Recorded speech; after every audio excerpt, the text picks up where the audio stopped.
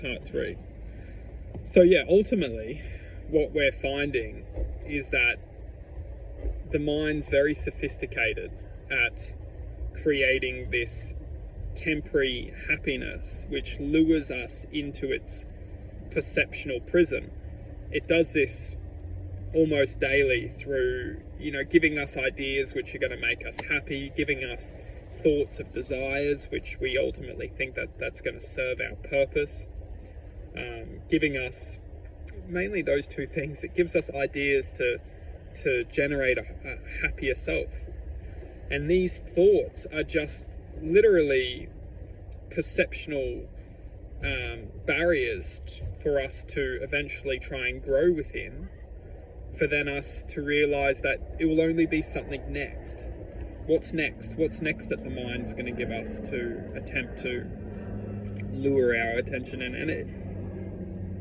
And it does this every single moment unless we can access the truth, which is that our mind is not trying to best serve our agenda for divine connection. Divine connection is the expression of true self, because the true self will never come from a desire.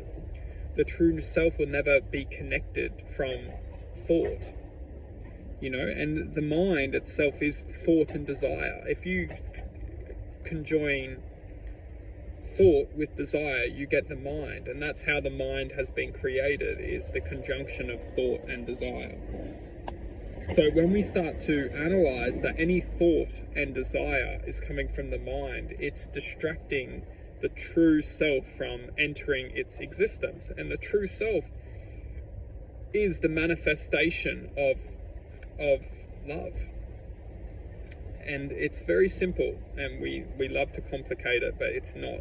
It's that the true self is the manifestation of love. What are we doing in this exact present now that's bringing us to love and bringing us to devotion to love?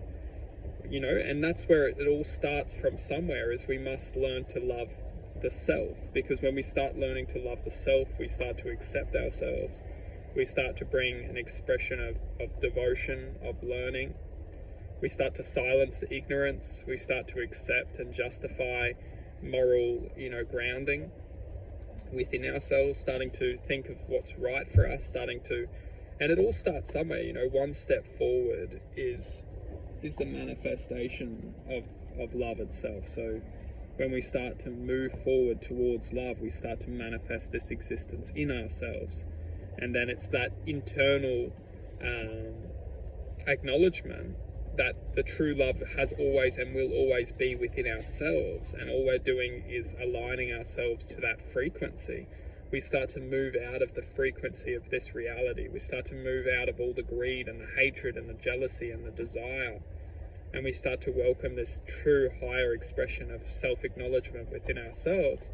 And it's this self-acknowledgement will ultimately connect and justify the mind. So whenever we experience thought within our minds, we can justify, like, where's this thought coming from? What's it trying to do? What's its intention?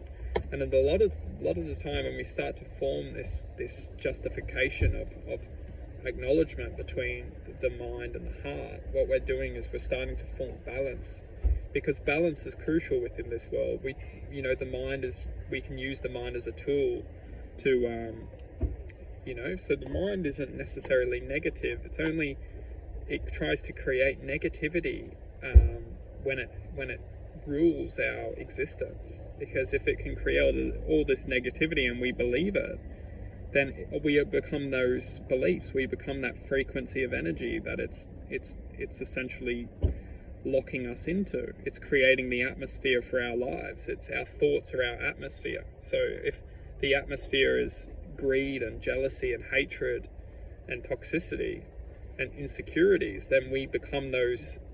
This is our existence. This is our field of energy.